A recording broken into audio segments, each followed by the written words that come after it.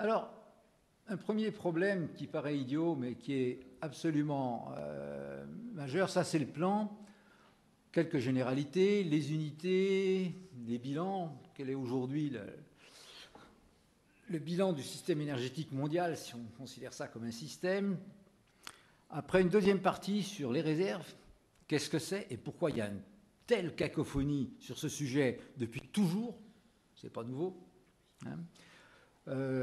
Quels sont les différents concepts, de quoi parle-t-on? Et puis finalement, à partir de là, jusqu'à quand en a-t-on et combien?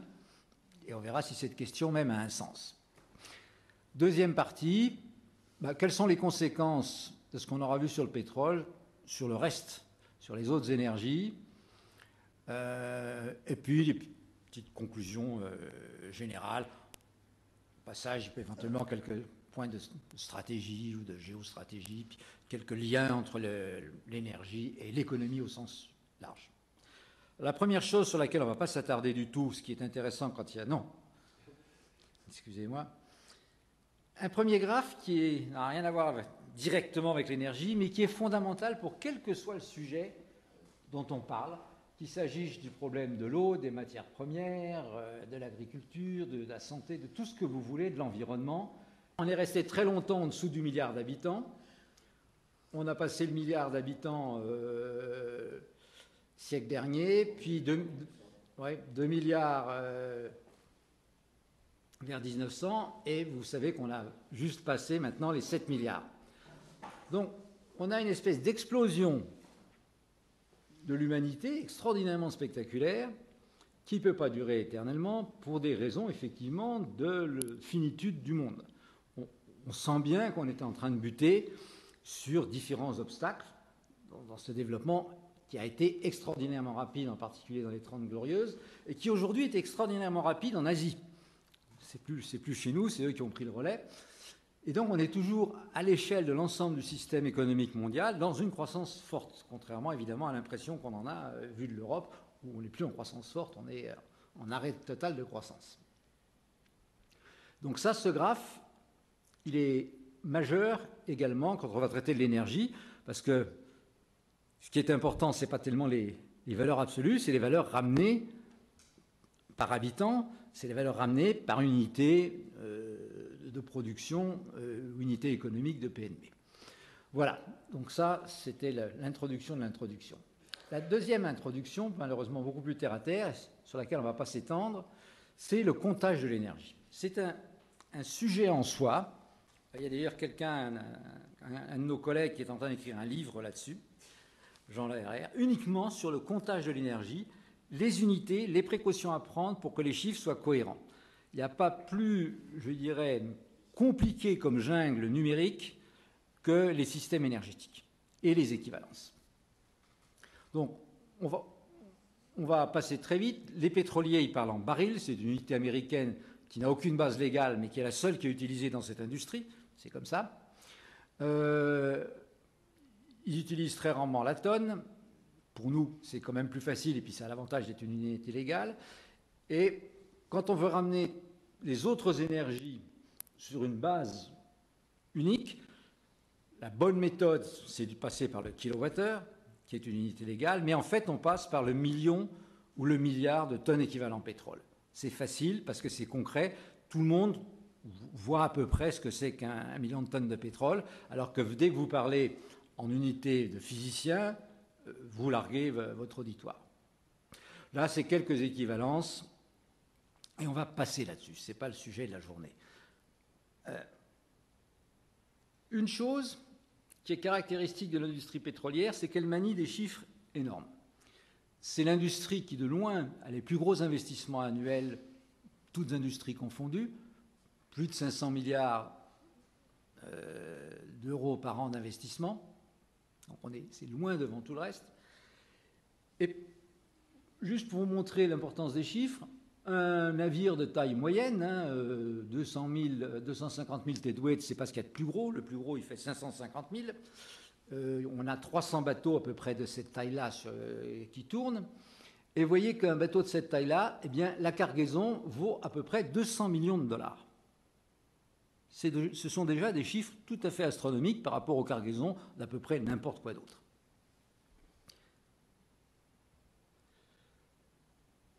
Alors maintenant, regardons un petit peu l'énergie en général pour voir comment le pétrole s'insère dans le système énergétique, comment il s'est inséré historiquement et quel est son poids. Voilà un graphique qui vous montre, et il s'arrête là à l'an 2000, on fera oralement la partie 2000-2010, que d'abord le charbon, qui historiquement a été, vous voyez, dans les années 50, la source d'énergie principale de la planète. Là, c'est toutes les énergies primaires, donc avant transformation. Et le charbon continue de croître. Et ces 5 dernières années, c'est lui qui a cru le plus vite dans le système énergétique mondial. Contrairement à avant, où il était une croissance lente. Et pourquoi ces dernières années, c'est le charbon qui a cru le plus vite? Eh bien, parce qu'on n'arrive plus à augmenter la production pétrolière à un rythme suffisant. Donc ça, c'est une première chose dont on n'a pas en général bien pris compte, c'est qu'on rencontre un freinage sur la capacité à développer le système pétrolier. Et ça, c'est important parce qu'on en reparlera plus tard, jusqu'où va aller ce freinage, et on verra que ça ira jusqu'à un plafonnement, ce qu'on appelle le peak oil, de la production mondiale. On en reparlera longuement. Après, vous voyez le pétrole. Vous voyez que c'est devenu, dans les années 60, l'énergie la plus importante dans les énergies primaires mondiales. Puis le gaz, qui s'est développé un peu plus tard et qui est en train de croître rapidement, plus rapidement que le pétrole, qui lui, vous le voyez déjà sur ce graphe, commence à un peu plafonner dès 2000. Et puis l'électricité primaire, c'est-à-dire celle qui n'est pas faite à partir de fossiles, qui n'est pas faite à partir de charbon, de pétrole ou de gaz. Donc c'est le nucléaire, l'hydraulique et les autres renouvelables, l'hydraulique étant évidemment un renouvelable.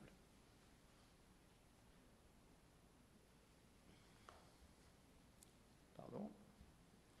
Alors, regardons un petit peu la consommation mondiale d'énergie primaire. Là, vous avez les chiffres 2005. Je peux vous donner 2010. Je l'ai fait ce matin. Le pétrole est tombé de 36 à 34%. Le gaz est resté à 24%. Le charbon est monté à... Non, il est à 28%. Le nucléaire est toujours à 6 et hydraulique plus renouvelable est monté à 8 ou 9. Ça doit boucler à peu près. Donc vous voyez les secteurs qui croissent en pourcentage, c'est-à-dire qui croissent plus vite que la moyenne, c'est renouvelable et c'est le gaz. Voilà. Alors, on a un peu l'illusion que ces bilans sont exacts, qu'ils sont précis, qui veulent dire quelque chose. On vous met 4 chiffres significatifs pour le pétrole, le gaz, le charbon, le nucléaire, l'hydraulique. En fait, il y a tellement de conventions, plus ou moins arbitraires, comment on convertit dans une même unité les différentes énergies, que vous n'avez pas du tout 4 chiffres significatifs, vous en avez 2. Et encore, je suis généreux. Je vais prendre un exemple tout simple. Qui vous montre à quel point les systèmes de convention peuvent changer complètement les résultats. L'Agence internationale de l'énergie, par exemple, applique des règles complètement différentes pour calculer, convertir en énergie primaire l'hydraulique et le nucléaire. Pour le même nombre de térawattheures, elle compte 3 fois plus d'énergie primaire quand c'est du nucléaire que quand c'est de l'hydraulique. Ce qui est absurde, parce qu'un térawattheure fabriqué par un barrage ou fabriqué par une centrale nucléaire, c'est toujours un térawattheure. Mais l'AIE dit non, parce que dans une centrale nucléaire, on a mis les 2 tiers de l'énergie sous forme calorifique dans la nature. Et donc, au départ, on avait 100 et on a sorti que 30 d'électricité. Mais s'il raisonnait sur l'hydraulique, on a aussi perdu une bonne partie de l'énergie hydraulique théorique qu'il y avait. Et ils font comme si dans l'hydraulique, on n'avait rien perdu. Donc vous voyez des organes officiels de premier plan sur lesquels se fient tous les gouvernements qui utilisent des systèmes de convention qui en fait sont aberrants. Alors, s'ils ont choisi ce système aberrant, c'est parce qu'on n'a pas de bon système. Alors le problème, c'est l'uniformité des sources. Si vous prenez des statistiques d'organismes différents, vous avez toutes les chances de vous planter parce qu'il faut remonter aux conventions de chaque organisme, comment il convertit le charbon en équivalent pétrole, comment il convertit le gaz en équivalent pétrole, et surtout comment il convertit l'électricité primaire. Donc méfiez-vous de toute statistique bricolée, ou a fortiori de statistiques dont on ne donne pas les sources. Et vous verrez que l'énergie est un sujet dans presque tous les pays qui est aussi un sujet politique, ce n'est pas un sujet uniquement économique. Et vous verrez que les gens se font un plaisir de manipuler les chiffres, en prenant des chiffres vrais mais en s'arrangeant dans les conventions, à l'appui de ce qu'ils veulent démontrer. Et ça, c'est un biais que vous trouvez partout. Ce n'est pas propre à la France. Mais si vous prenez, par exemple, vous lisez votre journal, et on vous dit, on a branché cette année tant de capacités éoliennes en France, ou n'importe où. Si c'est écrit par des gens qui sont de tendance verte ou écologiste, on vous donnera la puissance en mégawatts crête, et on se gardera bien de vous donner la capacité de production annuelle en térawattheure, parce que c'est de l'ordre de 20% puissance maxi équivalente. À peu près dans tous les pays, c'est 20%. Bien évidemment, si c'est des énergéticiens purs et durs, ils vous donneront la puissance installée, mais ils vous donneront surtout la capacité de production. Hein. Quand on dit « ça permet d'alimenter tant de logements », la plupart des pubs omettent de dire 20% du temps, ignorant comment on approvisionne les logements le reste du temps. Hein. Donc c'est effectivement totalement malhonnête. Mais ce que je dis, méfiez-vous de ça.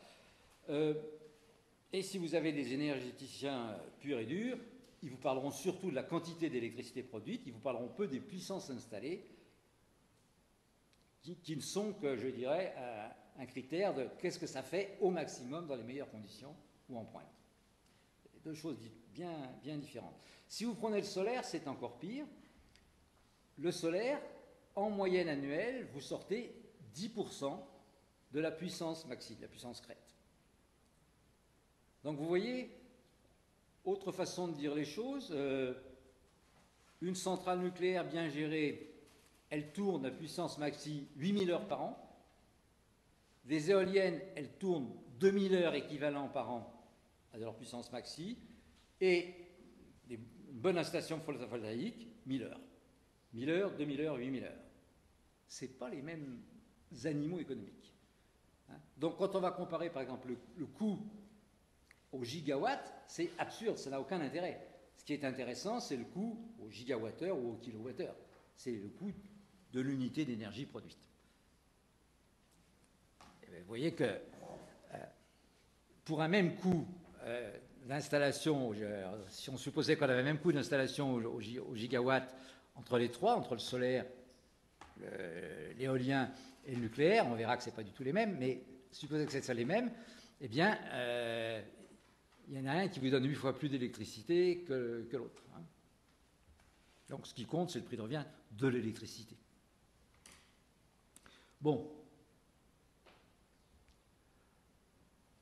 Là, c'est pour vous montrer qu'en prenant des sources différentes, on a, et là c'est des sources qui rentrent vraiment dans le détail, hein, vous voyez, avec, le total est à peu près comparable, hein, mais 10 600, 10 200, c'est quand même 4% de différence, c'est pas tout à fait la même chose. Hein. Et vous voyez que ligne par ligne, vous avez quand même des différences. Le pétrole, on ne sait pas si c'est 36 ou 39%, ça dépend comment vous faites vos comptes.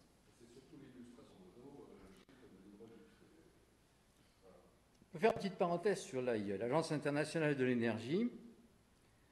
Je crois que les gens, les économistes, ont tort de l'utiliser comme une source majeure. Ce n'est pas un organe économiquement neutre. Ça a été créé en 1974 par Kissinger en réaction contre l'OPEC qui avait fait la hausse des prix très forte de 1973, du premier choc pétrolier.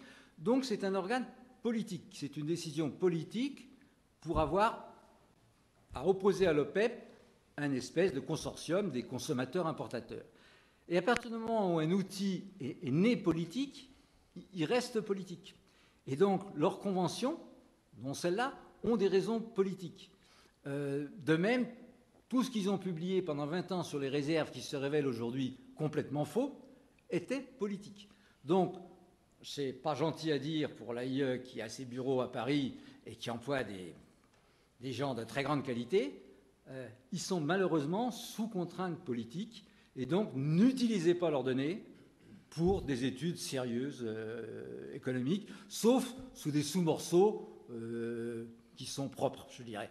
Mais ce qui est réserve, ce qui est production future et ce qui est convention de taux, moi je cherche, utilisons-les le moins possible. Bon. Il s'améliore. Il s'améliore, mais on vient de loin. Il s'améliore, mais on vient de loin. Hein,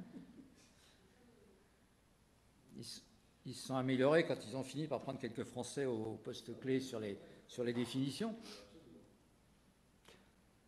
Idem sur l'électricité, qui est souvent un des secteurs sur lesquels les gens se focalisent, parce qu'on utilise tous de l'électricité. La première chose à voir, c'est que les 2/3, ça vient des fossiles fuels. Hein, et à peu près 1/3 du reste. Donc ça, c'est majeur quand on dit, quand on touche les problèmes d'émissions, de gaz à effet de serre, etc. L'électricité est un des cœurs du problème. Hein. 2/3, et c'est mondial, ça. Si on regarde maintenant l'évolution prévue, et là c'est le Department of Energy américain, qui est une bonne source au point de vue, je dirais, qualité, eh bien, on voit que le charbon est ce qui croît le plus vite. Donc, on est en train de se mettre sur une trajectoire, au point de vue réchauffement climatique, qui n'est pas du tout celle dans laquelle il en était convenu par Kyoto et autres accords. Kyoto, que les Américains n'ont pas ratifié, alors que vous avez 139 pays qui ont ratifié Kyoto, y compris les Russes, y compris les Australiens, enfin tout le monde, sauf les États-Unis et le Canada qui l'avait ratifié mais qui en est sorti. Donc vous avez que 2 pays qui comptent, qui ne sont pas dans Kyoto. Eh bien, on voit que là, Kyoto devait théoriquement nous garantir une hausse de température à l'horizon de la fin du siècle qui ne dépasserait pas 2 degrés C. On est là sur une trajectoire plutôt de 4 à 5 degrés C. Donc une trajectoire de catastrophe absolue. Et ce qui est absolument étonnant, c'est que tout ça, c'est des provisions officielles, et que les gouvernements n'ont pas l'air de s'en alarmer, et que ce n'est pas un élément central des débats politiques quand il y a des présidentielles, que ce soit chez nous ou que ce soit aux États-Unis. C'est un sujet secondaire. On va faire passer l'euthanasie ou l'enseignement, qui a déjà été réformé tant de fois que ça ne devrait plus être au cœur du débat. Au cœur du débat aujourd'hui, l'énergie devrait être au cœur du débat, parce que c'est une des choses où on risque un danger majeur sur le plan de l'évolution climatique. On ne peut quand même pas négliger ça. Et toutes les conséquences des tensions sur une demande trop forte que ça va créer. Donc, bien évidemment, des risques de conflits accrus. Donc, on voit bien qu'aujourd'hui, le monde politique, et c'est vrai partout, ce n'est pas seulement un problème français, est en déphasage par rapport aux vrais problèmes.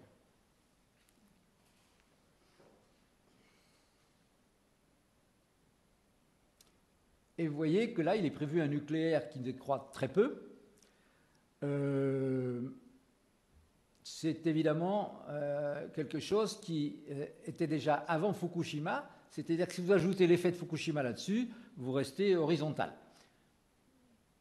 On en parlera plus tard. Si maintenant vous regardez le bilan d'un pays donné, et là, c'est alors extraordinairement perturbant pour les gens qui ne sont pas vraiment du secteur, eh bien, c'est que vous avez 2 bilans pour chaque pays. Un bilan ressources, un bilan utilisation, et ce n'est pas du tout les mêmes chiffres. Vous voyez que, exprimé en millions de tonnes équivalent pétrole.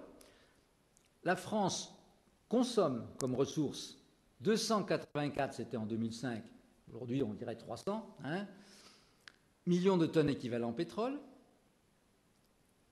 Et puis, son utilisation finale, ce qui va être réellement utilisé comme énergie par les différents utilisateurs, la fonction transport, les chauffages, les fonctions industrielles, etc., c'est presque la moitié, un peu plus de la moitié. Donc, si vous avez un bilan énergétique français, la première chose à faire, c'est de quoi on parle.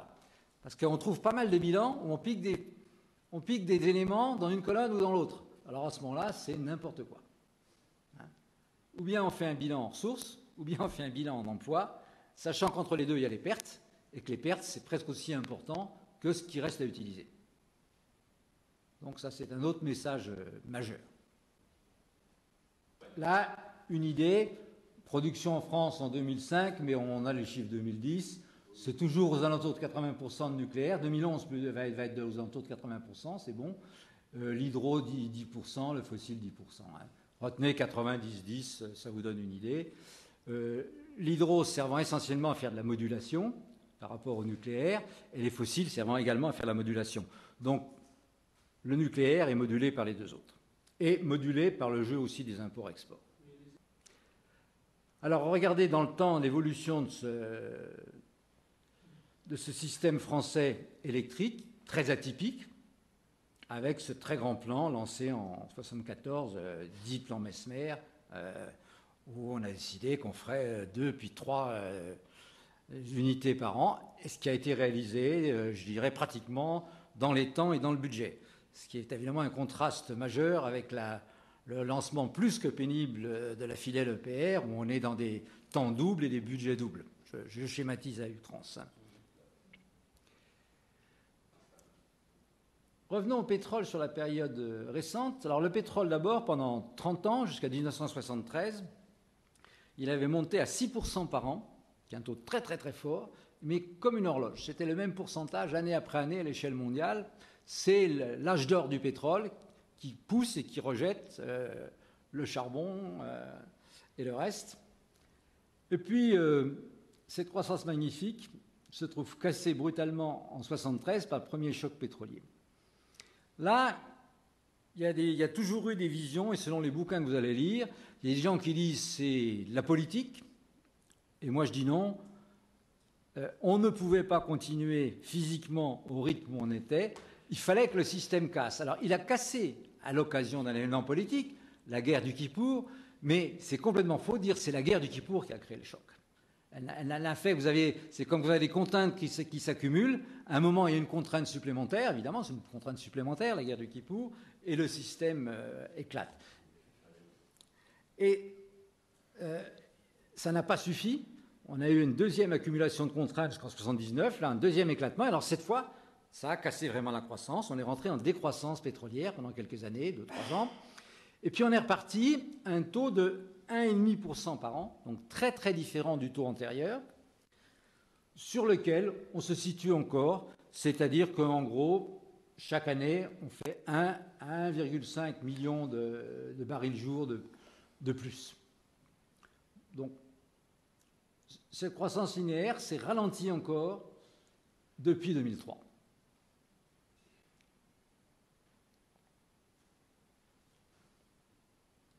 Mais vous voyez qu'on a pu tester en vraie grandeur la sensibilité de la réponse mondiale, de la consommation mondiale, au prix, avec finalement un changement de prix d'un facteur 15 entre les deux chocs. Ce qui est évidemment énorme. Et on vient de vivre, on est en train de vivre un troisième choc qui se déroule depuis 2003. On était à 20-25 $ en 2003, on est à 100-110. On a donc multiplié par 5, mais ça n'a pas été un choc brutal comme les deux prochains, ça a été un choc lissé. Mais c'est quand même un choc, un facteur 5. Non, ils ne sont pas dedans. 15, c'est 73 plus 79, c'est 15 fois. On est passé de 2 $ à 30 $ de l'époque. 15 fois. Et puis là, on vient de passer de 20 $, 20-25, à 100-110. Donc, un facteur 4 ou 5 selon comment vous traitez les chiffres. Donc, on vient de vivre un choc, Et une des questions importantes, c'est de comprendre pourquoi, comment, et le lien avec les dérèglements majeurs du système économique et financier auxquels on a insisté. Là aussi, vous avez deux écoles. Ceux qui disent que ça n'a pas grand-chose à voir. Et personnellement, je ne suis pas de cet avis. J'ai regardé beaucoup de documents là-dessus sur l'affaire de 2008, qui a été là aussi un déclencheur, la crise des subprimes américains. Mais pourquoi les gens étaient devenus non solvables et n'arrivaient plus à rembourser leurs hypothèques? Eh bien, c'est parce qu'ils venaient de supporter une forte hausse de l'énergie et que dans le ménage, un ménage américain moyen, la voiture, plus l'électroménager, le chauffage, le machin, etc., c'est des très gros consommateurs d'énergie. Et comme c'était la clientèle qui était RA, qui avait pris des emprunts mais qui pouvait tout juste s'en sortir, si d'un seul coup une partie du budget augmente fortement, ils deviennent non solvables. Et moi, à mon sens, il y a un lien fort entre ce qui s'est passé sur le plan énergétique et que ça a servi de déclencheur à une crise, alors qu'il y a des raisons plus profondes, que tout le monde s'était endetté, les particuliers, les États, etc. Mais si vous voulez, à un moment, on ne pouvait plus servir la dette.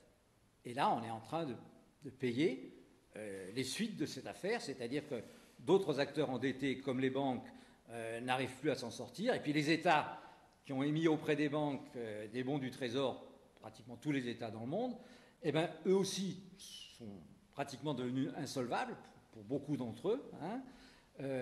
Et donc vous avez toute une chaîne d'insolvabilité qui est en train de se défaire, éventuellement de façon dramatique, éventuellement de façon contrôlée. On est à la limite entre les deux. Bon, maintenant, on a vu jusqu'en la forme de la courbe de la production mondiale jusque maintenant, et la grande question, c'est qu'est-ce qui se passe après? Est-ce qu'on peut monter? Est-ce qu'on reste linéaire? Est-ce qu'on va descendre? C'est ça la problématique du pic. Où allons-nous? Alors d'abord, quand on parle d'année de réserve, c'est purement un indicateur de commodité. Ça n'a pas de sens réel. C'est-à-dire qu'on vous dit aujourd'hui, il y en a pour 40 ans, et on dit ça depuis longtemps, qu'il y en a pour 40 ans. C'est tout simplement, si on continuait à la production d'aujourd'hui, on viderait tout ce qui nous reste en 40 ans, et ça ferait un profil, pardon, je ne sais pas si je peux montrer le profil, qui est un profil absurde. Bien évidemment, jamais on va produire les réserves comme ça. Ça sera une courbe lissée avec une chute progressive. Et donc, on aura quelque chose comme l'espèce de pointillé, là. Celui du bas. Et la question, c'est comment on calcule cette courbe. Et on va peut-être en dire quelques mots. Alors d'abord, le ratio des réserves, les 40 ans. Vous voyez, je vous dis, on a 40 ans de réserve depuis maintenant, depuis plus de 20 ans. Donc on a reculé, reculé, reculé. Et ça nous force à rentrer maintenant dans des explications sur qu'est-ce que c'est que les réserves, avant de dire pour combien de temps. Alors d'abord, quand on dit, pour mesurer l'effort à faire pour pouvoir produire tel ou tel volume, il faut voir que si on arrête d'investir, la production pétrolière mondiale se met à chuter. On est là à peu près à un rythme de 6-7% par an, si on arrête d'investir. Et donc, si vous voulez augmenter la capacité, vous avez à faire deux choses. À d'abord compenser cette chute, et puis après, l'augmentation de capacité, qui est finalement moins importante que la compensation de la chute de capacité. Et c'est donc une espèce de course de vitesse entre les investissements et le déclin naturel des champs anciens. Donc ça, je crois que c'est très très important. Pour donner un chiffre simple, aujourd'hui on produit 85 millions de barils de jour. Alors selon les sources, ça va de 84 à 88 parce qu'il y a 36 façons de calculer les barils de jour. Hein. Qu'est-ce qu'on met dedans, qu'est-ce qu'on ne met pas dedans. Et si on oublie ces finesses, on voit qu'il faut qu'on ajoute 50% de la capacité actuelle dans les 10 ans qui viennent. On peut se dire, attendez, est-ce que c'est faisable? ajouter 40 à 50 millions de barils du jour. Alors,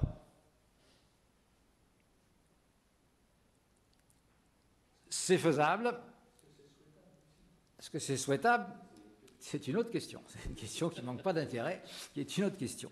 Mais déjà, est-ce que c'est faisable de maintenir en fait l'énergie par tête à un niveau plus ou moins constant, permettant, disons, de donner un système de vie comparable au nôtre, qui n'est pas forcément un objectif en soi, à l'ensemble de la planète? C'est un peu ça la question qui est derrière. On voit que pour le faire, il faut non seulement compenser les baisses de capacité, il faut augmenter un peu, mais pas énormément. Et ça se traduit, finalement, on peut calculer à rebours combien d'investissements par an. Alors l'industrie pétrolière est le plus gros investisseur mondial. Par exemple, dans l'exploration-production, l'année 2011, c'est presque 700 milliards de dollars. Alors, pour donner une idée, 700 milliards de dollars, c'est 150 porte-avions. Hein. Un Charles de Gaulle, ça vaut 4 milliards de dollars, quelque chose comme ça. Avec tout ce qu'il y a dessus, c'est bien des 4 milliards d'euros. Mais on voit qu'on est dans des ordres de grandeur qui sont tout à fait colossaux. Tout à fait colossaux. Prenez une société comme Total, qui est le seul gros pétrolier français, c'est à peu près 20 milliards d'euros d'investissement par an. 20 milliards d'euros, c'est 4 porte-avions. Un État comme l'État français se paye un porte-avions tous les 20 ans et il s'use sang et eau pour le financer. Donc je crois qu'il faut avoir les ordres de grandeur en tête du caractère tout à fait atypique, gigantesque de ce qu'est l'industrie pétrolière d'exploration-production. Et si vous voulez, les sommes sont telles que l'essentiel est financé par le cash flow même des sociétés pétrolières. 4/5 de l'investissement pétrolier mondial, c'est les résultats en cash de cette industrie. 1/5 vient de l'extérieur, soit d'actionnaires qui souscrivent pour des nouvelles sociétés, soit de prêts bancaires. Donc c'est une industrie, si vous voulez, qui recycle l'essentiel du capital qu'elle produit. Et donc, ce qui est tout à fait important aussi, c'est que le reste de la chaîne pétrolière, c'est-à-dire le transport par bateau, le transport par pipeline, le raffinage, la distribution avec tous les réseaux, tout ça, ça représente quelque chose qui est 4 à 5 fois plus petit que l'exploration-production en termes financiers. C'est pour ça qu'il faut faire très attention quand on dit, je prends Total, pas pour les défendre, simplement parce qu'on connaît, c'est à côté de nous, on dit, mais attendez, ils font des résultats énormes, 95% du résultat est fait hors de France et 90% du résultat est fait dans l'exploration-production.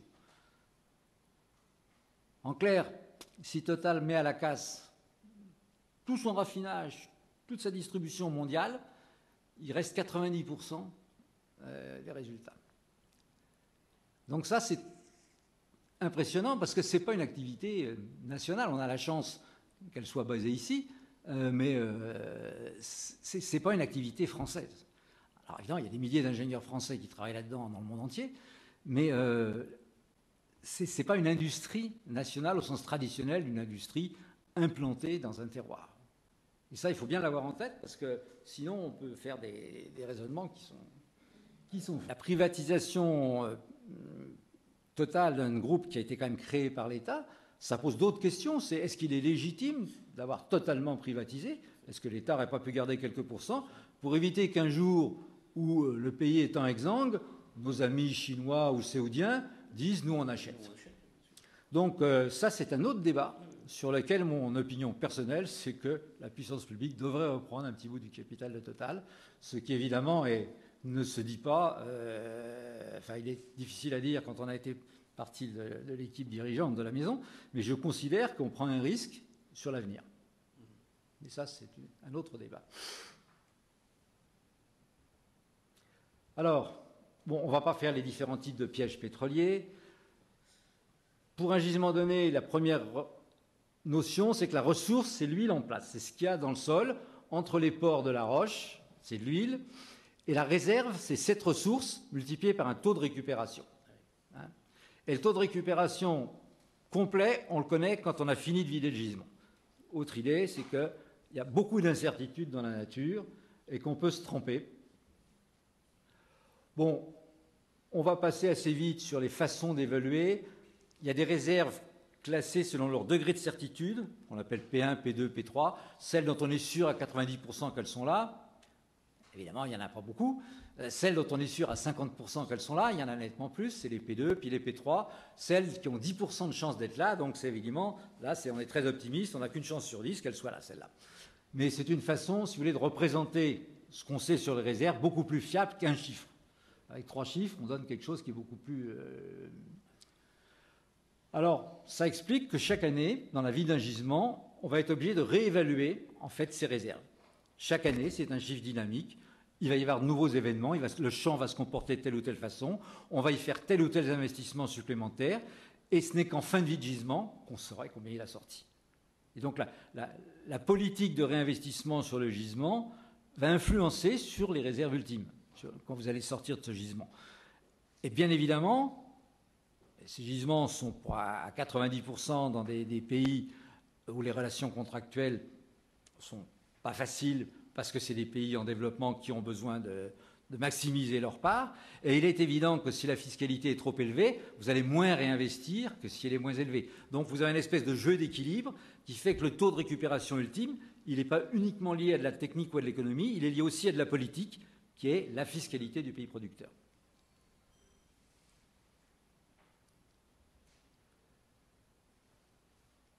Alors, quelques ordres de grandeur. La vie d'un gisement, c'est 30 à 40 ans en général.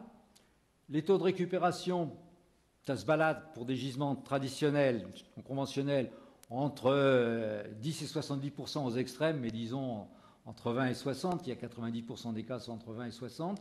Et on a une moyenne estimée à 35. Mais vous voyez que cette moyenne, c'est fait de choses très hétérogènes. Donc ne jamais prendre comme ça à la louche, on a fait une découverte... taux de moyen de récupération, c'est 35. Non, ça peut être 15, ça peut être 60. Hein. Voilà. Et puis sur le pétrole non conventionnel, c'est essentiellement les huiles ultra lourdes. Ben aujourd'hui, on récupère moins de 10%, typiquement plutôt 7% par exemple au Venezuela. Mais en y mettant beaucoup d'argent et beaucoup d'énergie qu'on injecte dans le gisement, on peut probablement tripler ces quantités-là. Donc là aussi, ça va être un jeu dans la relation avec le pays. Alors évidemment, c'est pas très facile quand c'est M. Chavez qui est en face et qu'il a des idées sur le fait que les sociétés pétrolières sont beaucoup trop gourmandes. Et donc, il a eu tendance, dans plusieurs cas, à les remplacer par sa société nationale, mais le résultat a été complètement catastrophique. Parce que, ils n'ont pas eu les moyens d'investir au niveau qu'il fallait, parce que l'État vénézuélien pique l'argent, siphonne sa société nationale, parce que c'est sa seule ressource, et au lieu de prendre les taxes normales sur sa propre société, il la siphonne par des taxes additionnelles. Et donc la société nationale ne peut pas planifier les investissements lourds à rentabilité longue, parce qu'elle-même, elle a un accès au capital complètement aléatoire.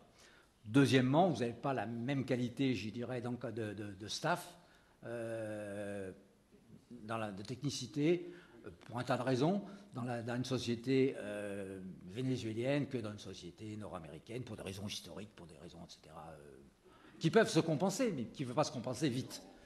Si ça peut se compenser en 15 ans avec une politique d'enseignement à tout crin, etc., etc., ça peut se compenser. Les Séoudiens sont arrivés à un niveau technologique qui est comparable aux autres, mais ils y ont mis un paquet d'argent gigantesque. Et ils peuvent se passer aujourd'hui de tout le monde à peu près. Mais il n'y a pas beaucoup de sociétés nationales qui sont dans cet état-là. Dès qu'une société nationale est animée par un gouvernement qui a des priorités complètement politiques, c'est le cas du Venezuela, qui veut aider des pays autres, qui veut avoir une influence internationale, et qui a besoin d'argent pour faire ça, la pauvre société nationale, elle se porte mal. La société nationale libyenne, pendant 20 ans, a été ponctionnée par le régime libyen et n'a pas pu se développer correctement. Exactement pour les mêmes raisons, c'est que M. Kadhafi voulait un jour annexer la Tunisie, un jour l'Égypte, un jour le Tchad, un jour ceci, cela. Ça coûte une fortune de faire ces trucs-là, et il a pompé sa société nationale. L'avantage d'une société internationale, c'est qu'elle n'est pas normalement pompée par son état d'origine. Elle a un cadre fiscal qui n'est pas forcément stable, mais qui est raisonnablement stable. c'est les sables bitumineux. Alors là, il y a vraiment deux familles dans les non conventionnels. Des sables dans lesquels de l'huile a migré assez près de la surface, c'est oxydé, c'est alourdi. Et c'est le cas du Venezuela, c'est le cas du Canada. Et ça, c'est en production maintenant, déjà à une assez grande échelle dans les deux pays. Les schistes, il n'y en a pas aujourd'hui pratiquement en production. Il y en a eu curieusement au début du 19e siècle.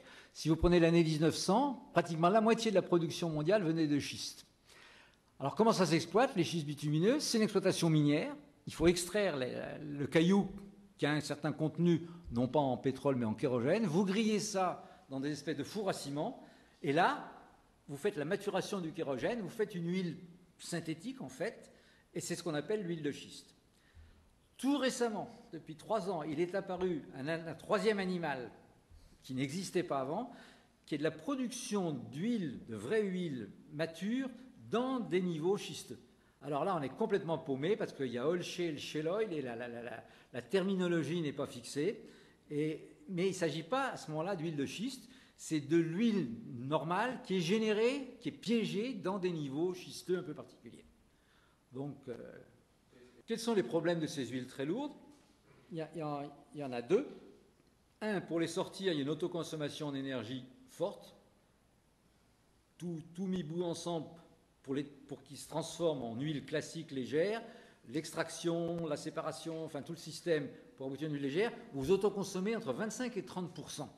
Alors que sur les gisements conventionnels, vous autoconsommez 3%. Donc on change d'échelle, un facteur 10. Bon, qui dit autoconsommation énergétique dit effet de serre. En clair, c'est comme si vous brûliez un tiers de votre production qui allait pour les petits oiseaux. Hein. Deuxièmement, il vous faut des grandes quantités d'eau pour lessiver et séparer l'huile lourde du sable. Et cette eau, vous lui ajoutez des polymères, enfin vous lui ajoutez en faire de la lessive, tout simplement, des tensioactifs, pour que cette séparation se fasse bien.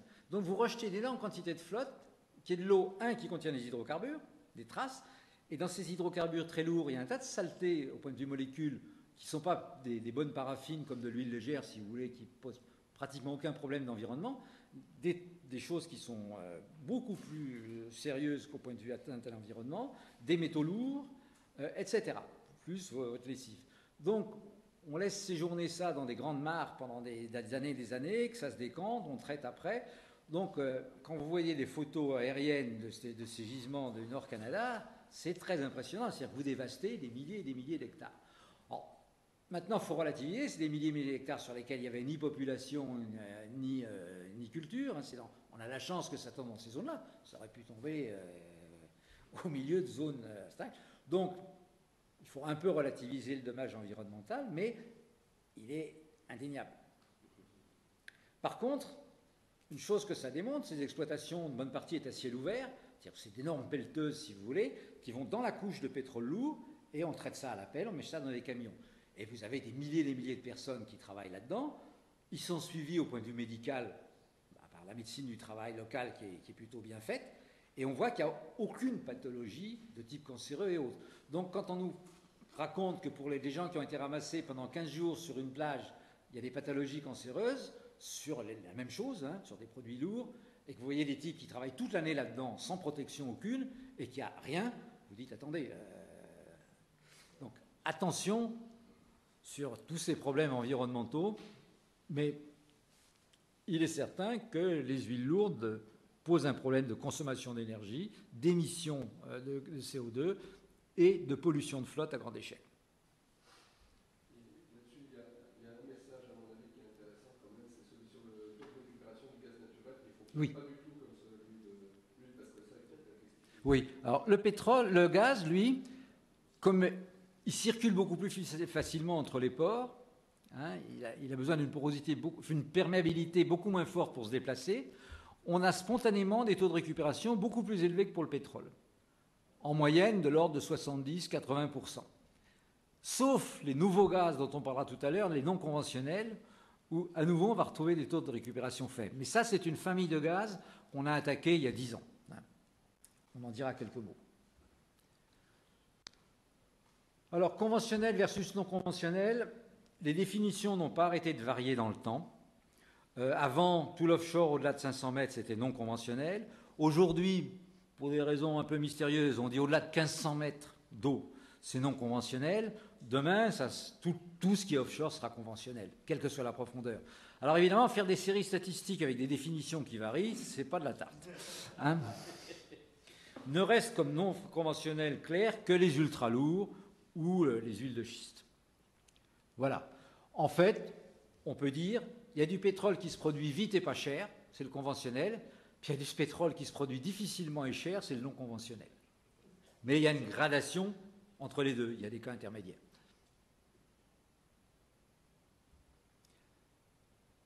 Oui, voilà, exemple de résultats des progrès technologiques. Du non conventionnel devient du conventionnel, ce que je vous disais tout à l'heure sur les offshore. Les huiles ultra lourdes, il y a 20 ans, on ne savait pas les produire économiquement, on commençait tout juste. Aujourd'hui, ça se développe à grande vitesse au Canada. Ça s'était développé il y a une dizaine d'années, très vite, en peu d'années, au Venezuela. Et puis dès que ça a été en production, il y a eu 3 gros projets internationaux. 6 mois après qu'ils ont été en production, M. Chavez a dit maintenant on va multiplier par 4 la fiscalité. Alors, il avait un point de départ qui était valable, c'est que le pétrole avait fait un bond en prix juste après la mise en production, pure coïncidence. Donc, il aurait dû chercher, y penser au moment d'abord de négocier les contrats, de dire on réouvrira si le monde change. Il ne l'avait pas fait. Donc, juridiquement, il était dans l'incapacité de faire ça. Et donc, ce qu'il a fait, c'est le coup de force. Il a dit, je vous nationalise ou vous acceptez. Donc, 2 compagnies ont dit, on part, on accepte d'être nationalisé. Ça a été Exxon et Conoco. Et pour vous donner une idée, le procès d'Exxon est en train de se terminer. Exxon demandait 10 milliards de dollars d'indemnité. Ils ont obtenu par les juges 900, un dixième de ce qu'ils ont demandé. Et les Vénézuéliens ont dit, on va vous faire un chèque de 300 et le reste, on va vous réclamer, je ne sais pas quoi. Voilà. Donc, si vous voulez, ce n'est pas une mince affaire, une mince décision. Nous, on a eu exactement la même situation chez Total. On avait un projet de la même taille que celui d'Exxon. Et on a dit, on accepte finalement, on s'est battu pendant 6 mois, on accepte le quadruplement de la fiscalité. Et aujourd'hui, on s'en félicite parce qu'il y a eu une nouvelle hausse du prix du brut, ce qui fait qu'aujourd'hui, ça redevient une opération correcte. Disons, l'image qu'on se fait de ce qu'il y a au nord du Canada, dans les zones glaciaires, n'a pas beaucoup varié ces 20 dernières années. Il y a déjà des découvertes, il y en a dans le couloir du Labrador, etc. Ça augmente doucement. Mais ce n'est pas des choses qui changeront du tout la panorama mondial.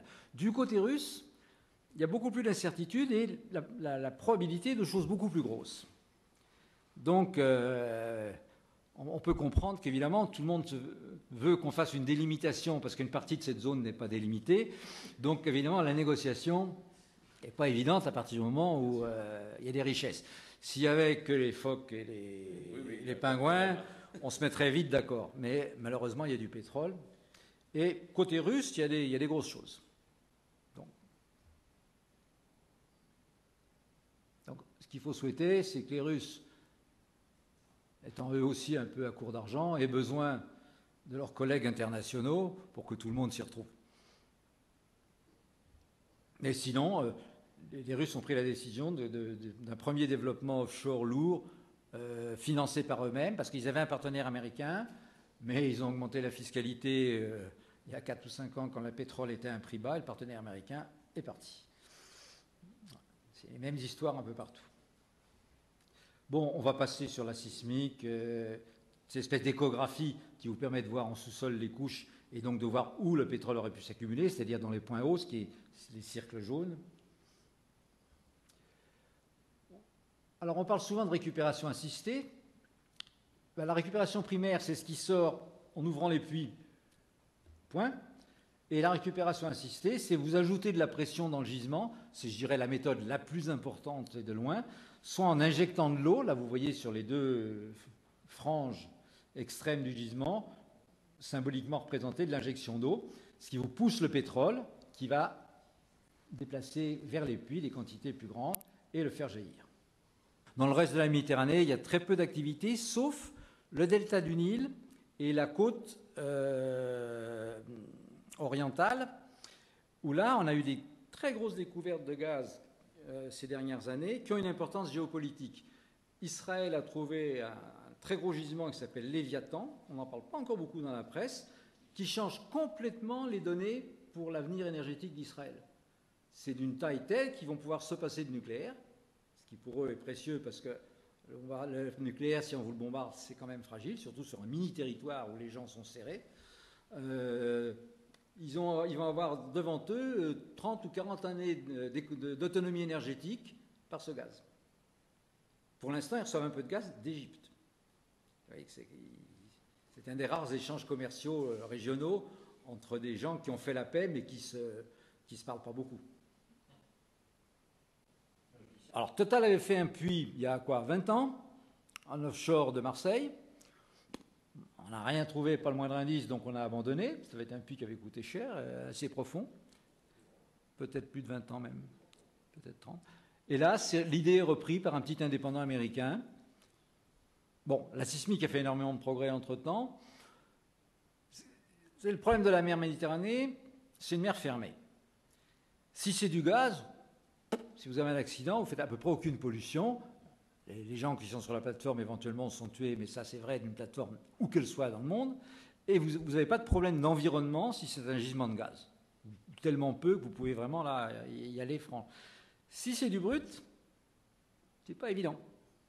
Est-ce que vous prenez le risque d'un Macondo, l'accident de BP, en Méditerranée? Ou est-ce que vous dites, avant de prendre ce risque, je m'équipe d'un équipement de sauvetage avec des bateaux ad hoc, etc., avant, parce qu'au moment du pépin, c'est trop tard. Hein. Donc, l'espèce de système d'intervention rapide, comme on vient de décider de le faire pour le nucléaire en France, il faut qu'il existe, si on fait de la production brute en Méditerranée, il faut qu'il existe quelque chose de similaire. Qui le paye? Où c'est stationné? Est-ce que c'est international? Est-ce que c'est national? Enfin, ça, bon. Là, c'est pour montrer l'évolution dans le temps des profondeurs. Et maintenant, on n'a presque plus de limite. On a dépassé les 2000 mètres, profondeur de production. Vous voyez qu'à partir d'une certaine profondeur, vers 1200 mètres, après, c'est des choses purement flottantes, qui sont ancrées ou même éventuellement en dynamique. Bon, ça, c'est pour montrer que les puits, depuis une vingtaine d'années, on sait faire des puits non seulement horizontaux, mais des puits branchés de toutes les formes. C'est un peu une révolution technique, ça. Les Français ont joué un rôle assez important, et en particulier Elf, dans cette technologie. On arrive maintenant à faire des puits horizontaux qu'on télécommande depuis la surface. On va suivre la couche pétrolière, si vous voulez. On se déplace à 50 cm près d'un tracé théorique, de façon à maximiser le nombre de mètres d'hydrocarbures que vous allez traverser. Alors ça, c'est extraordinaire. Par exemple, quand on a fait les développements au Venezuela des huiles ultra lourdes, on a piloté comme ça, depuis des écrans à Caracas, 5 rigs à la fois, 5 appareils de forage, et à chaque fois, on visait les sables, et hop, on tourne à droite, on tourne à gauche, on monte, on descend, etc. L'informatique a bouleversé le métier, comme ça en a bouleversé bien d'autres. Hein. De même que la prochaine génération d'avions de combat sera probablement sans pilote. Les Anglais et Français là, sont en train de signer un accord que cet avion prototype 2020 sera sans pilote. C'est impressionnant, parce que c'est 10 fois plus compliqué d'avoir un avion de combat le diriger depuis à terre qu'un avion civil. Donc il est évident que si on sait faire des avions de combat sans pilote, on fera les avions civils sans pilote. Tout ça, c'était pour arriver à quel est le profil de la production à venir. Il y a des optimistes, il y a des pessimistes. Hein? Voilà les arguments des uns ou des autres. Je vous les laisse lire. Dans tous les métiers. On n'est pas originaux. Dans tous les métiers. Hein? Bon, chacun a son lot d'arguments. Ce qu'il y a de certain, c'est qu'il y a des gens qui ont été hyper optimistes et qui ont dû revenir en arrière, dont l'AIE, qui était le conseiller d'à peu près tous les gouvernements occidentaux. Donc tout le monde s'est planté en surestimant ce qu'on allait pouvoir produire à l'horizon 2020-2030. L'AIE nous avait assuré un 130 millions de barils jour, puis maintenant ils sont en train de tomber à 110, et puis ils vont finir par converger avec ce que dit Total, qui est 100 et pas plus. Donc on n'est pas très loin aujourd'hui déjà du maximum. Si on est à 85, 87 et que le maximum c'est 95, 100, ben, on atteint le maximum dans 10 ans, dans 15 ans, mais on y est pratiquement. Plutôt dans 10 ans que dans 15 ans. Bon. Les réserves, elles augmentent soit pour des raisons techniques, soit pour des augmentations comptables, soit pour des raisons politiques. On ne va peut-être pas rentrer là-dedans, mais ça montre qu'au-delà de la technique, il y a d'autres incertitudes sur la façon de compter. En comptabilité, vous pouvez faire apparaître sur le résultat d'une entreprise, enfin, surtout dans le temps où vous étiez un peu moins corseté, des différences pas négligeables en jouant sur certains paramètres, légalement, sur les provisions, sur un tas de choses. Vous pouviez vous amuser à jouer avec vos bilans et vos résultats. Hein. Eh bien, technique dans le pétrole, c'est pareil. Vous pouvez jouer avec les réserves, pas mal. Alors, les chiffres publiés, si on regarde le chiffre mondial en 2007, on voit que selon la source, ça varie entre 1100 milliards de barils et presque 1350, quelque chose comme ça. Voilà, donc ce n'est pas complètement convergent, les sources. Hein.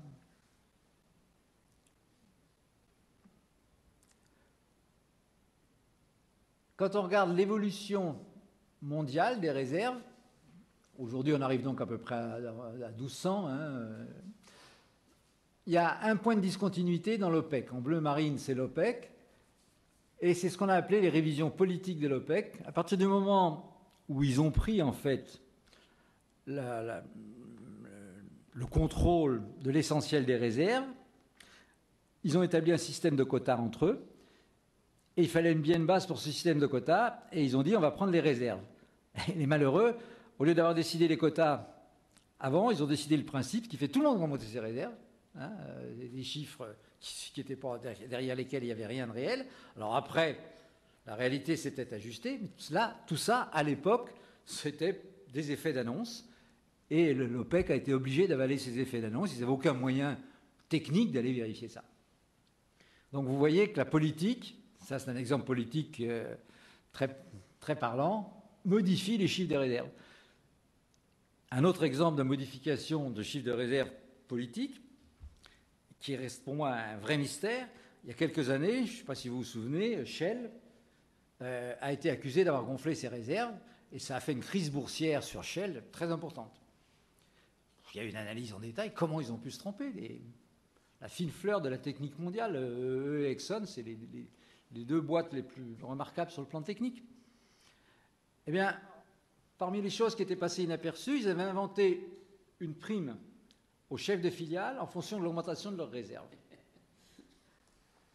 Ben, les types, même de bonne foi, s'ils ont plusieurs hypothèses à choisir, s'ils ont une prime qui est sur la plus haute, la nature humaine étant ce qu'elles sont, les types progressivement dysfonctionnent sans même s'en rendre compte. Hein, donc, si vous voulez, les primes à la performance court terme et des primes importantes, on a bien vu dans le secteur bancaire les résultats absolument spectaculaires que ça peut avoir et scandaleux. On l'a vu à petite échelle dans le pétrole. Donc, la dernière des choses à faire, c'est d'inciter les gens sur des chiffres qui doivent rester des chiffres neutres. Trouver autre chose, mais pas ça. Alors, où sont les réserves pétrolières et gazières prouvées? En vert, vous avez le pétrole, en rouge, vous avez le gaz. Vous voyez que la grosse différence, c'est que dans le vert, vous avez une région dominante, absolument majeure. Alors là, c'est sur les réserves conventionnelles, n'apparaissent pas le Venezuela et le Canada, les huiles lourdes. Vous voyez qu'en huile conventionnelle, le Moyen-Orient, c'est 60% des réserves mondiales. Et vous voyez que pour le gaz, c'est mieux réparti. Vous avez deux grandes zones, le Moyen-Orient à nouveau, mais la Russie. Donc toute la géopolitique des hydrocarbures, c'est le pétrole, le Moyen-Orient, avec tous les risques liés au Moyen-Orient, hein, et toute l'attraction politique d'y prendre place, d'y prendre présence, que ce soit purement industriellement ou des fois au-delà, hein, militairement. Et puis sur le gaz, c'est pour l'Europe comment équilibrer son risque entre le Moyen-Orient et la Russie pour ne pas se laisser prendre trop en tenaille par la Russie, qui est la situation actuelle et qui va encore s'aggraver dans les années à venir, puisque les Russes viennent de mettre en service le Nord Stream, qui est un gros pipeline à gaz qui arrive en Allemagne, vont mettre dans 2 ans, 3 ans en production le South Stream, nous en promettent éventuellement un troisième. Donc il est urgent que les Européens se trouvent une manière d'amener du gaz du Moyen-Orient qui ne soit pas dans les mains des Russes. On ne peut pas. C'est Nabucco étant une possibilité. Il y en a peut-être d'autres, mais en tout cas, ce qui est certain, c'est que vous ne pouvez pas vous mettre dans les mains pour 2/3 de votre approvisionnement, hein, parce que l'Europe, son approvisionnement propre décline assez vite, d'un seul partenaire. Oui, alors, le Moyen-Orient, ça sera aussi, peut-être pour beaucoup, du GNL, mais on voit bien qu'on a un problème géopolitique sur le gaz, alors, qui peut se résoudre aussi plus ou moins bien en fonction des autres problèmes géopolitiques. Si on reste avec des relations tendues ou conflictuelles avec la Russie, parce que la Russie ne veut pas que l'Ukraine, la Biélorussie viennent se coller un jour dans l'OTAN, le lendemain dans l'Union européenne, et la même chose pour la Géorgie, si ce machin-là reste un sujet de tension, d'être dans les mains des Russes, c'est dangereux parce qu'ils ont un pouvoir de négociation. Si au contraire, l'évolution politique est telle que les Russes voient d'un bon œil que l'Ukraine ça s'amarre à l'Europe et que l'Europe le voit aussi d'un bon œil, ce qui n'est pas évident, tout ça n'est pas évident, et que la Russie elle-même finisse par se dire mais au fond je suis européen et je rentre dans ce système, tout ça, ce n'est pas joué à 20 ans, on n'a aucune idée. On n'a aucune idée de ce qui se jouera. Bon, on va passer assez vite, vous voyez, Arabie Saoudite, les pays par réserve, Iran, Irak, Koweït, etc. La Russie, c'est là, vous arrivez là, tout ça c'est le Moyen-Orient. Oui.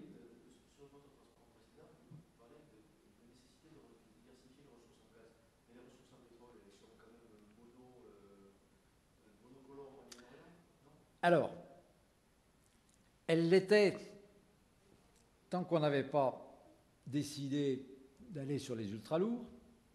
À partir du moment où vous allez sur les ultra-lourds, vous triplez ces 2 colonnes vertes. Donc, si vous voulez, l'enjeu des ultra-lourds, il est négatif sur l'environnement. Il a comme énorme vertu de desserrer la contrainte Moyen-Orient sur le pétrole. Donc, il faut y regarder à 2 fois sur les 2 arguments, les sous-peser, quelle est vraiment l'atteinte à l'environnement, sachant qu'au point de vue géopolitique, laisser une monorégion étant le patron du supply, c'est quand même un truc très dangereux. Le danger, c'est que ça vous mène à des tensions telles, comme vous ne pouvez pas vous en passer, que vous déclenchez des guerres. C'est le danger de la région super dominante, c'est qu'à un moment, ça devient insupportable. Et sous un prétexte ou sous un autre, le système évolue en conflit. Or, on a déjà vu plusieurs conflits au Moyen-Orient, on n'est pas sorti de l'auberge. Donc, il n'est pas souhaitable qu'il garde cette position ultra-dominante. Il y a peut-être cette question, il me semble, une autre observation, pour différencier entre le gaz et le pétrole, si vous voulez. C'est que le gaz, il est, je dirais, beaucoup plus prisonnier de ses infrastructures, en particulier quand ce sont des gazoducs. C'est-à-dire que vous prenez le Nord Stream ou n'importe quel autre pipeline qui vient de Sibérie, qui arrive en Europe, je dirais, au départ du pipeline, il y a M. Poutine, le jour où il veut fermer le robinet, il ferme le robinet. Je veux dire, vous ne pouvez pas y faire grand-chose.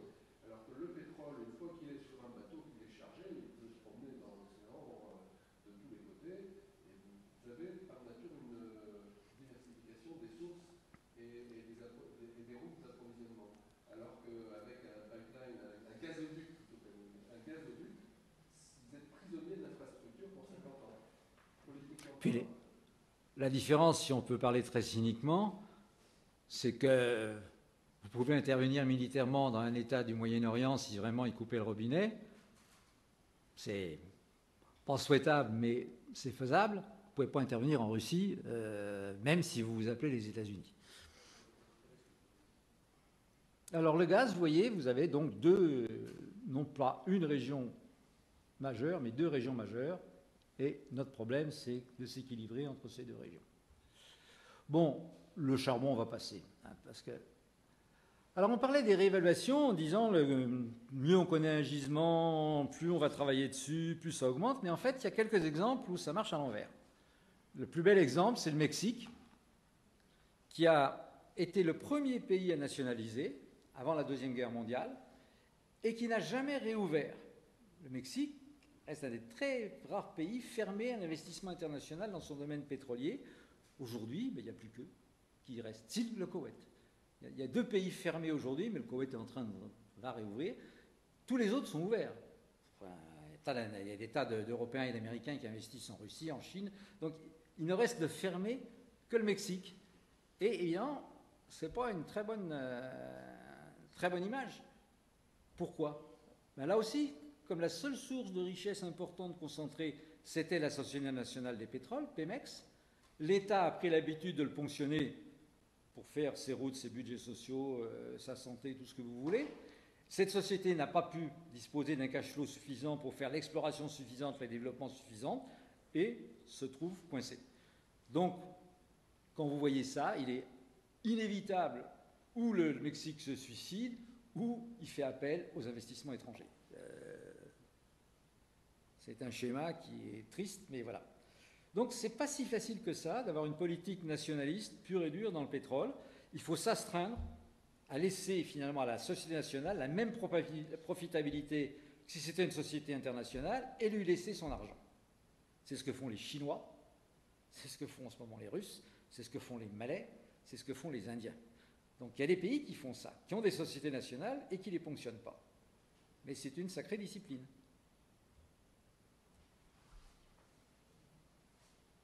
Parmi ceux qui ponctionnent leur société nationale, j'ajouterais aux 2 exemples déjà donnés le Venezuela et le Mexique, l'Iran, qui ne donne pas à sa société nationale les moyens de se développer, et donc qui est en train de se mettre dans un corner tout seul. La Libye dans le temps, on ne sait pas ce que ça sera à l'avenir. Qui peut y avoir d'autres je vais donner les principaux.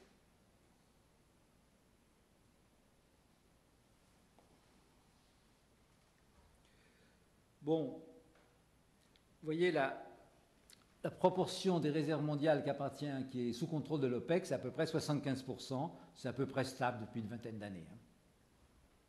On va passer tout ça. Alors, dans les réserves, on a dit qu'il y a des réserves prouvées, avec une probabilité d'être là plus ou moins forte, donc on les appelait prouvées, possibles, probables, possibles, prouvé, probable, possible, excusez-moi. Il y a un autre concept qui est important pour se faire une idée de la courbe de production future mondiale, c'est celui de réserve ultime, c'est tout ce qu'on a produit et ce qu'on produira. Alors, ça peut s'appliquer à un champ, réserve ultime d'un champ, ce qu'il a déjà produit et ce qu'il produira, et ça s'applique à la planète. Et effectivement, la courbe de production des réserves ultimes, c'est la courbe de production mondiale. Alors, le problème, c'est que pour aborder ça, c'est une série de manipulations qui ne sont pas uniquement des statistiques, qui sont des anticipations, et donc il y a différents types de modélisation, et il y a toute une communauté internationale qui s'engueule, c'est normal, sur la façon de calculer. La meilleure façon de calculer, il y a des congrès régulièrement, des publications régulièrement, mais c'est un concept effectivement majeur pour savoir ce qui va se passer. Voilà par exemple une vue historique des ultimes, donc ça n'a aucune existence statistique, ce ne sont que des études. C'est pour ça qu'elles sont signées, qu'il y a des dates. Et moi, quand j'étais tout jeune ingénieur à l'IFP, j'ai dû signer une étude, je ne sais pas où elle est, en 72. Donc c'est l'année où je suis passé professeur, tout jeune. J'y comprenais pas grand-chose, mais bon, ça fait rien. Ça n'empêche pas. Ça n'empêche pas. C'était. Vous êtes dans la moyenne. Ouais. C'est les Nations Unies qui nous avaient forcé un contrat assez important. Et donc, on a fait le boulot pour les Nations Unies, on a modélisé, réuni des données, etc. Donc, vous voyez, je suis tombé dedans comme Astérix, assez au début de ma carrière. Bon, les réserves publiées ultimes, mais là, c'est beaucoup plus détaillé, c'est-à-dire qu'il y a toutes les sources avec des dates, c'est une autre façon de les présenter. Ce problème, je vous ai dit, du taux de déclin naturel des pétroles, là, on s'est amusé à passer les principaux gisements de la mer du Nord, les principaux gisements du Moyen-Orient. Qu'est-ce qu'on voit? C'est que la mer du Nord, c'est les 3 couleurs de vert, ça se termine quelque part vers 60%, entre 50 et 60. Hein. Et puis le Moyen-Orient, c'est moins. C'est quelque chose entre 40 et 50. Bon, finalement, qu'est-ce qu'on retient? Des incertitudes considérables. Si on prend simplement une source et qu'on ne sait pas ce qu'elle vaut, ces incertitudes sont sur ce qui est déjà identifié, on l'a vu, hein, sur les gisements potentiels qui restent à trouver. On a des modélisations d'exploration, mais alors là, c'est avec des grandes incertitudes, puisque c'est des gisements pas encore trouvés. Le pire de tout, c'est l'ultime, puisque ça comporte ce qu'on a trouvé, ce qu'on va trouver, et ça suppose de connaître les taux de récupération ultimes. Et donc, c'est un domaine de spécialistes, de congrès, d'engueulades. Ce n'est pas un domaine où il y a une vérité connue. Bon, bien évidemment, plus on cherche des trucs compliqués, difficiles, plus c'est cher. Là, vous avez des prix de revient au baril. Vous voyez que déjà, vos huiles ultra lourdes, elles sont vers 60-80 $ le baril de prix de revient, alors que l'huile du Moyen-Orient, c'est de l'ordre de 20. Et il y a encore quelques très bons gisements anciens au Moyen-Orient, c'est de l'ordre de 5. Donc vous voyez, ça varie du simple au décuple facilement les prix de revient. Alors je vais rajouter une dernière chose qui n'est pas évidente, c'est que ce n'est pas du tout évident pour un investisseur, une société pétrolière, qu'on gagne plus d'argent quand le pétrole est à un prix de revient plus bas. C'est même assez souvent l'inverse. Pourquoi? Parce que la différence entre le prix de revient et le prix de vente, c'est la marge brute. Un pétrole à 20, vous le vendez à 100, il y a 80. Mais tout dépend des règles du partage des 80 entre le pays hôte et l'investisseur étranger. Si sur les 80, le pays hôte ne vous en laisse que 10, ben, vous gagnez 10, et puis lui, il gagne 70, et puis point barre. Et c'est à peu près ça qui se passe au Moyen-Orient. 70, enfin, on dit c'est même souvent 90-10, si vous voulez, le taux de partage. Hein. Dans des huiles chères où vous avez pris beaucoup plus de risques, type Venezuela, vous avez par exemple un prix de revient de 60 en avançant, il n'y a que 40 à se partager, mais vous avez un contrat beaucoup plus favorable et il est possible que vous ayez 30 et le pays 10. Donc en fait, vous gagnez au baril 3 fois plus que ce que vous gagnez au Moyen-Orient. Donc pour un pétrolier, si vous voulez, le prix de revient du baril, c'est un facteur, mais le facteur essentiel, c'est les règles du jeu et de partage avec l'État hôte. Qui reflète le risque, qui reflète, etc. L'économie pétrolière en exploration-production est complètement dominée par ce partage qui est forcément conflictuel, parce que chaque partie, évidemment, veut maximiser son gain. Et donc, on invente des tas de formules pour rendre ces taux de partage intelligents, c'est-à-dire flexibles en fonction des prix, etc., pour ne pas avoir à rentrer dans des conflits majeurs tous les 10 ans qui vous amènent dans les tribunaux où on perd des fortunes et qui, finalement, surtout, gâchent complètement les rapports, si vous voulez, entre les deux parties. Et donc ça, c'est au cœur du métier, je dirais, des pétroliers. Bon, si on fait un bilan des ultimes, qu'ils soient conventionnels ou pas conventionnels, on voit qu'on a consommé un peu plus de 1000 milliards de barils, il en reste un peu plus entre 2000 et 3000. Voilà.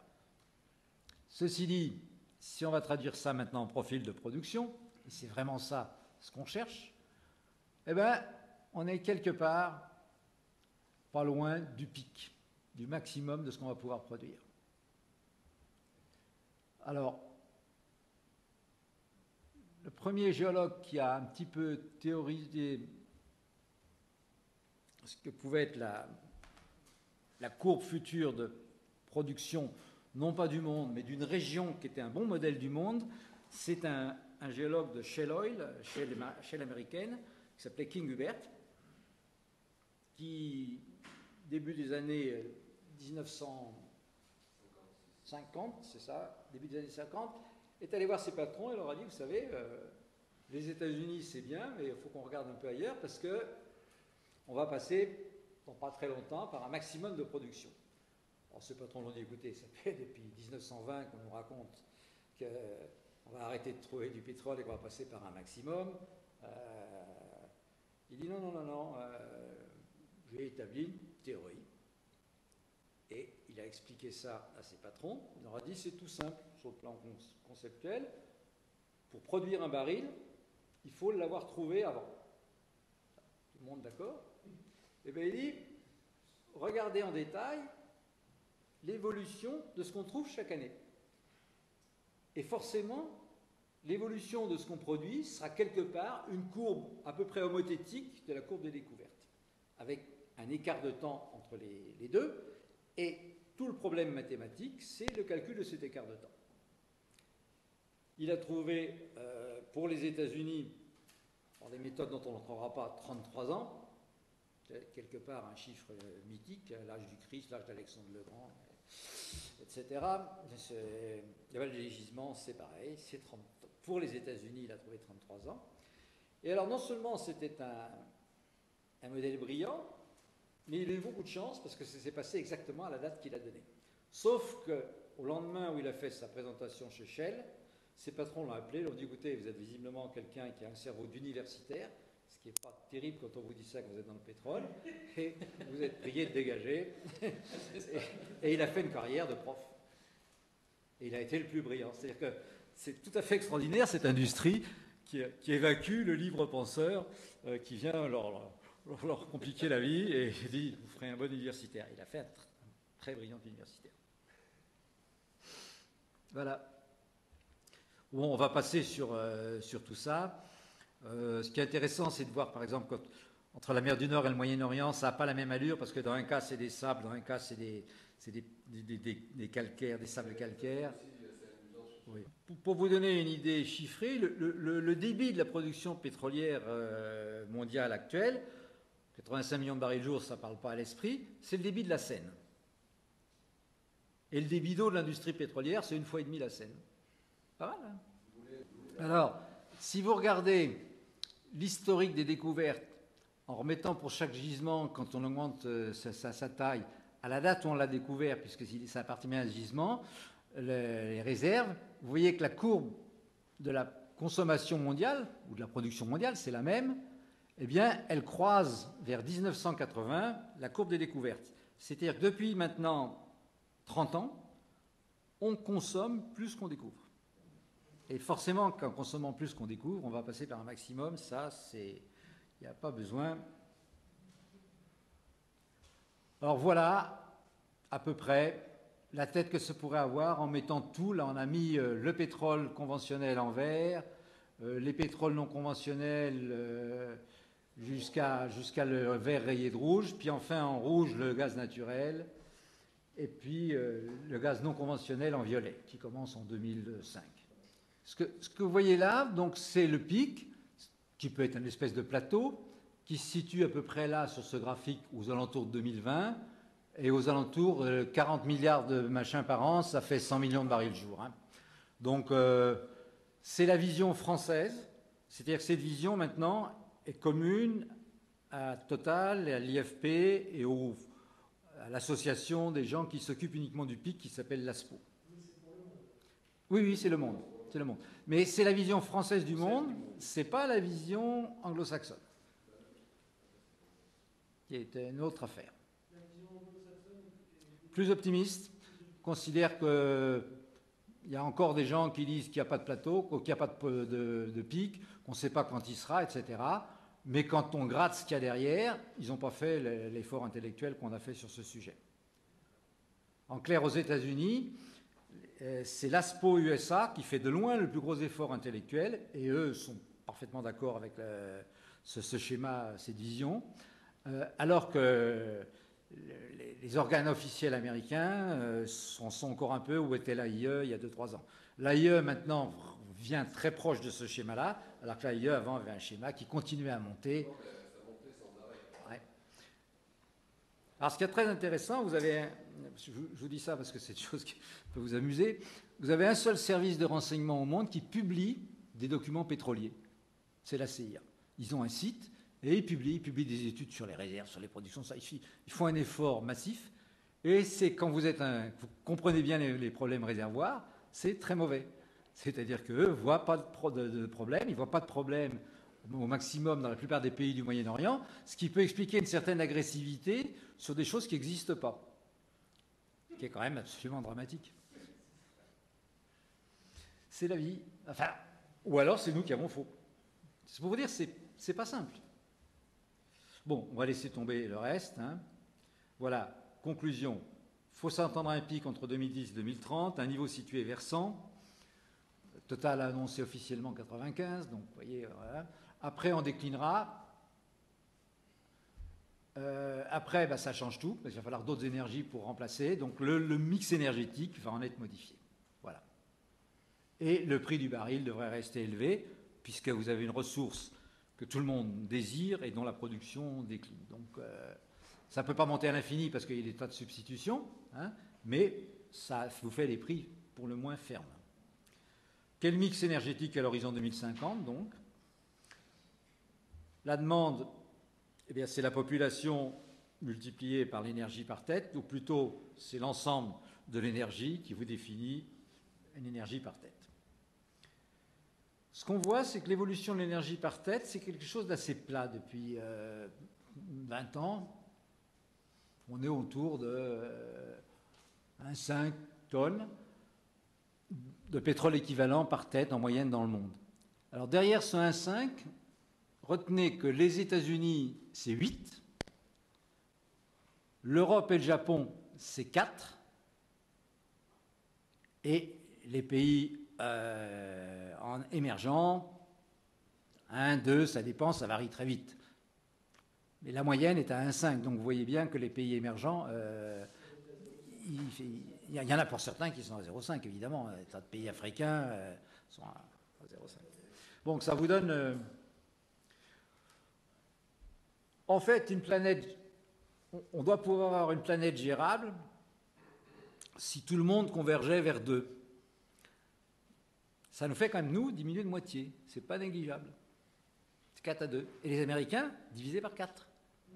Donc, si vous voulez, diviser par 2, c'est probablement faisable avec des progrès importants sur l'automobile, l'entrée de l'électricité dans l'automobile, la sortie des hydrocarbures du chauffage domestique, l'isolation, etc., pour diminuer les consommations unitaires, etc., etc. Si vous voulez, c'est pas infaisable. On a, c'est 20, 30 ans de boulot, on doit pouvoir diviser par 2 nos consommations, tout en n'ayant pas de baisse de niveau de vie, parce qu'on peut aussi baisser par 2 le niveau de la richesse produite, le niveau d'activité, ou tuer la moitié des habitants, et vous résolvez votre problème. Mais si on veut éviter soit une régression de moitié des richesses par tête, soit une régression de moitié du nombre d'individus, on a une possibilité de le faire. Ce n'est pas un rêve inatteignable. Par contre, il y a des scénarios qui divisent les besoins énergétiques par des facteurs encore beaucoup plus élevés, genre scénario négawatt, auquel personnellement je ne crois absolument pas. C'est-à-dire qu'il ne serait faisable que dans un système totalitaire. Oui, allez-y.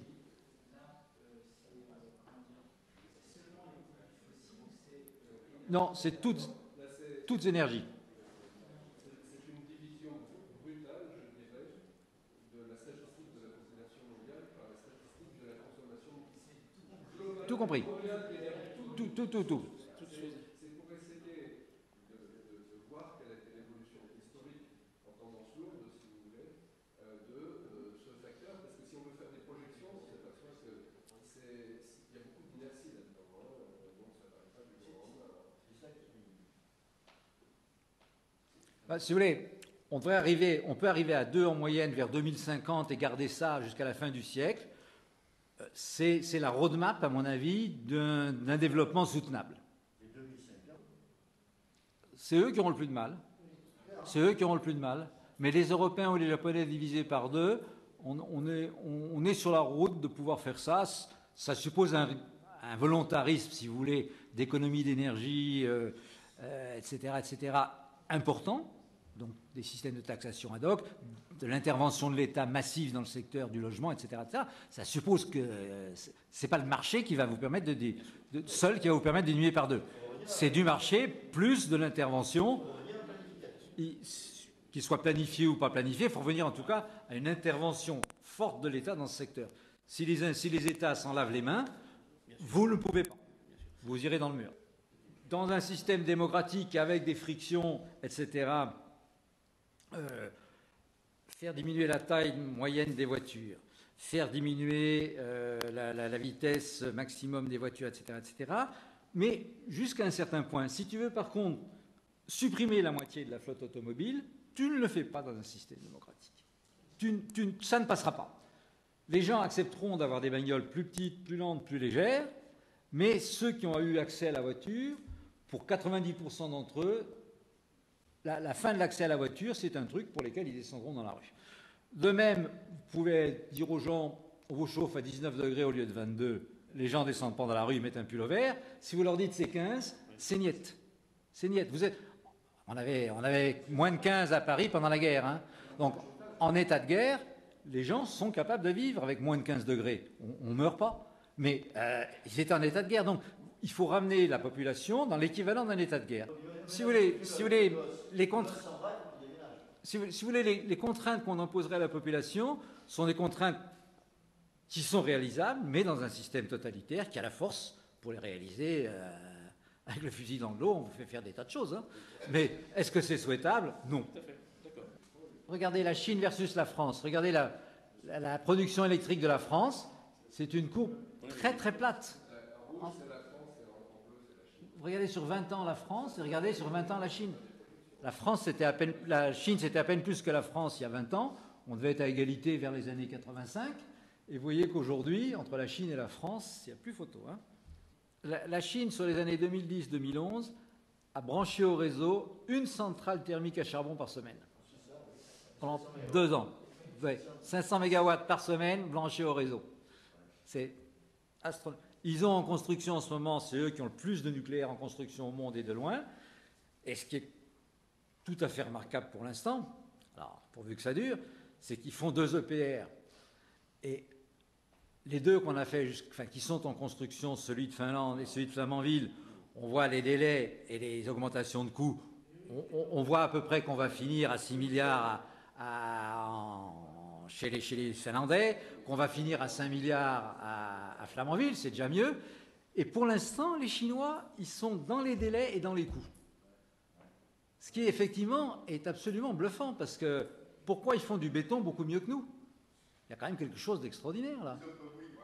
Hein? Non, mais, si vous voulez, ils construisent plus vite. C'est-à-dire, ils vont un tiers plus vite que Bouygues. Ils investissent beaucoup. Ils ont pris des partenaires qui investissent aussi. Total a été le premier à faire de l'exploration en Chine. Et je me souviens de ça. On s'est cassé les dents parce que c'était tellement fracturé, compliqué et tout, qu'au bout de 15 ans, on a acheté les ponces, on a perdu 200 millions de dollars dans l'opération. C'est pas, à part Daqing, Daquing en chinois, il n'y a pas de gros gisements. C'est des trucs difficiles à trouver. Alors, il y a un gisement récent dans la baie de Bohai qui est bien, qui est de classe internationale, mais par rapport à la taille du pays et aux efforts d'exploration qu'ils ont fait,